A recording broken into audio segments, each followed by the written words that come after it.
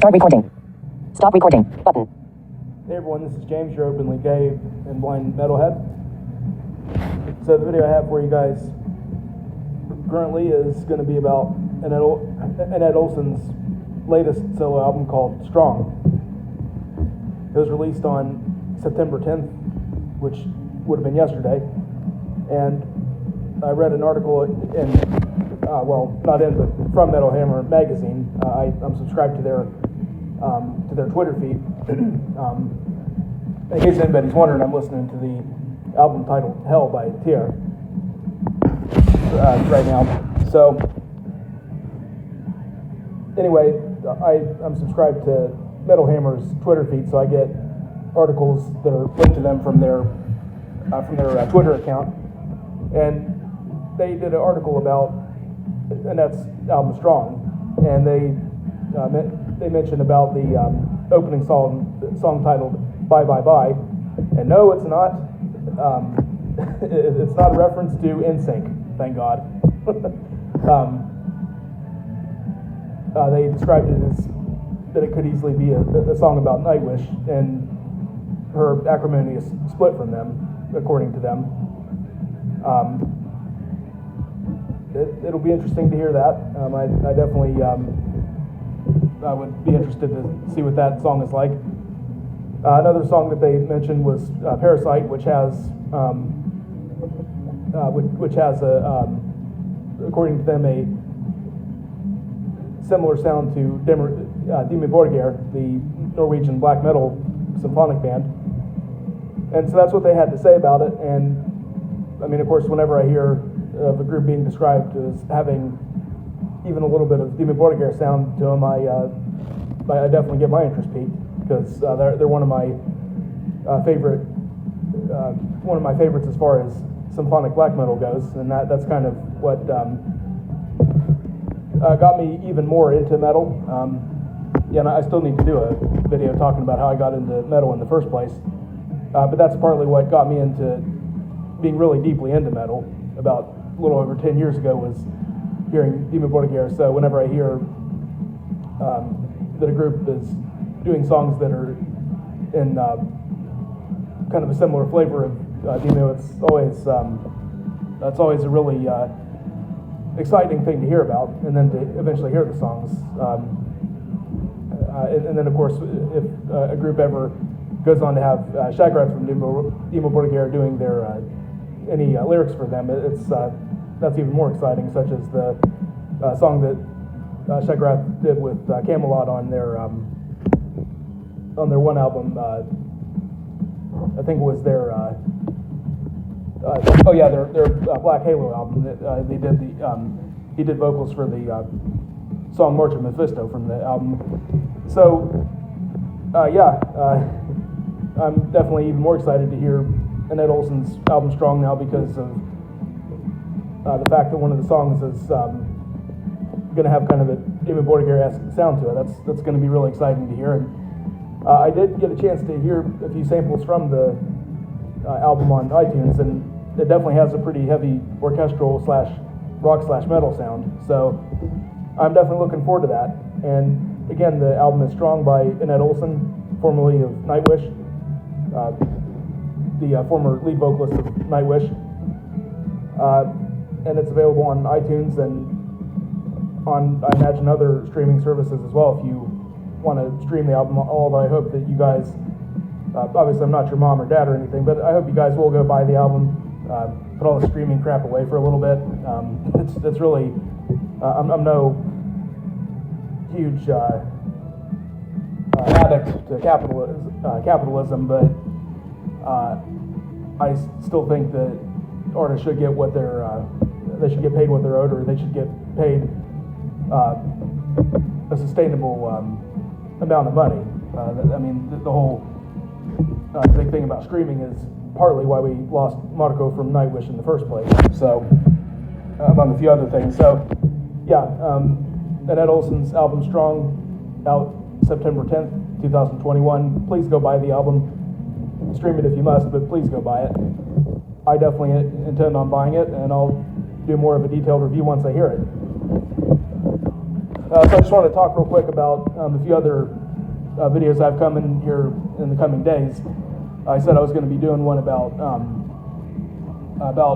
Ori's album, and I think I'm going to actually listen to that before I do that, because I basically kind of announced that album was out in my video from a couple nights ago. And then another video I wanted to do was about Alexa Alejo's death and some of my evolving and changing thoughts on his music career with Children of Bodom, as well as the group Children of Bodom itself. And then another video I want to do is, like I said earlier, I want to talk about how I got into enjoying metal in the first place. And then one other video that's been, two that have been on my mind actually. The first one is, it's going to be probably a reaction video. There's a YouTuber that does metal videos, and I had seen this one video that he did a long time ago about this woman who wrote a letter calling out the lead vocalist, as well as the lead vocalist of the group Shining. Shining is a quick trigger warning for people who have sensitivities towards like hearing about suicide and mental health issues and mental health struggles. Shining is a group that's a part of the quote-unquote depressive suicidal black metal genre, and they've been pretty controversial because their lead vocalist Nicholas Gvarthorth, I don't know how you pronounce that name. He's been known to basically essentially self-harm on stage. Now there have been other vocalists of other metal groups who've done stuff like that. Keo from Dur and Grey. I don't condone any of that, by the way. And I will say real quickly, if anybody, be it a famous musician or a non-famous person, musician, whoever, if anybody's having thoughts of harming themselves or others, please get help. That's nothing to play around with. I don't care if it's a part of your live act or not. That's very serious stuff.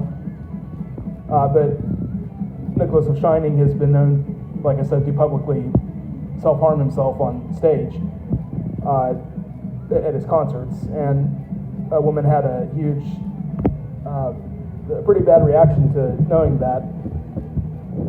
And she wrote a letter about it, and this YouTuber read the letter and gave what I felt like was a very ableist and very unkind reaction towards it. And I'd seen the video.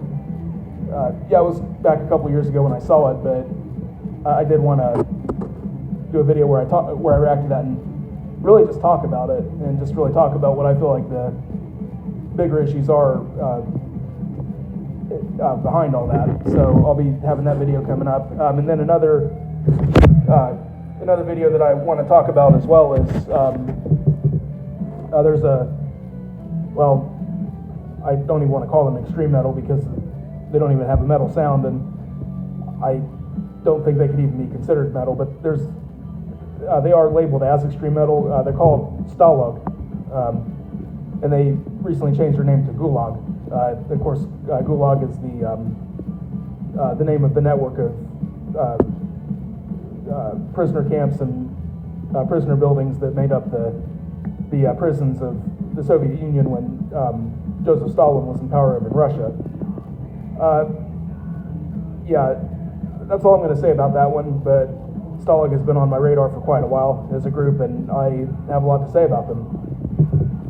So, and I will give a quick trigger warning in advance about when I do that video for Stalag.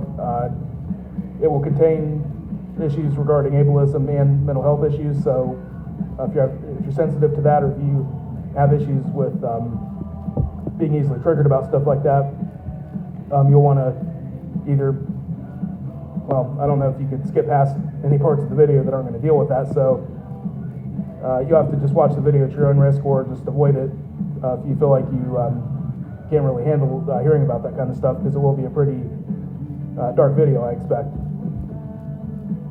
So that's what's coming up here in the next few days. I don't know that I'll have those in any particular order, but I just wanted to go down the list a little bit. I'll probably be doing a reaction video to the song Parasite that's out by Annette Olzon from her Strong album, because I imagine that's floating around on YouTube somewhere, so I definitely want to check that out in its entirety and react to that. So yeah, that's what's going on. So I hope you guys have a good evening.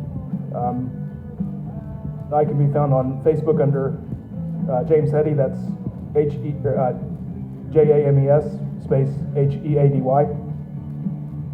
on Facebook.com, and then I can be found on Twitter under Duran Grey Addict, that's DIRENGREYADDICT, and that's about it. So if you enjoyed this video, like, comment, share, and subscribe. Have a good evening, and thank you for watching. Stop recording. Button.